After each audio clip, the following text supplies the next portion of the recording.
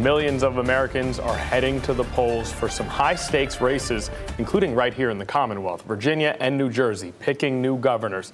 In New York City, a new mayor will be elected. And in California, voters deciding on the state's congressional lines. ABC's Rena Roy has more on Your Voice, Your Vote.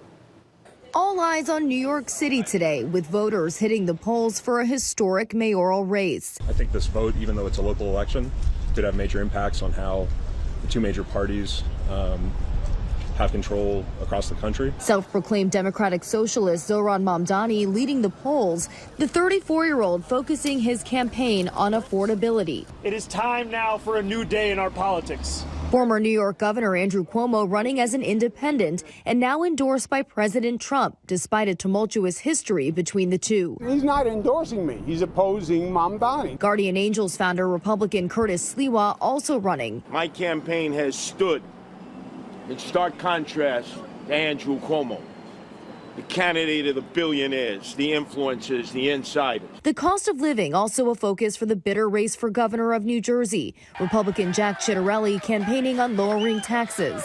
The future of our state hangs in the balance. Look at your property tax bill. If you're a tenant, look at your monthly rent.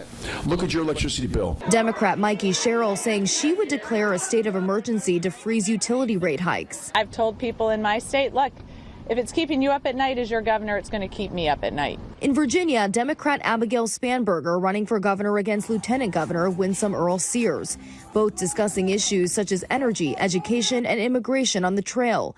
The winner will be the Commonwealth's first female governor. In California, it's all about Prop 50, a ballot measure that would allow the state's congressional map to be redrawn, potentially giving Democrats new pickup opportunities. Now back here in New York City, if Momdani is elected, he would be the city's first Muslim and South Asian mayor, and his identity has come up during the campaign, with Momdani accusing his rivals of making anti-Islamic comments. Rena Roy, ABC News, New York.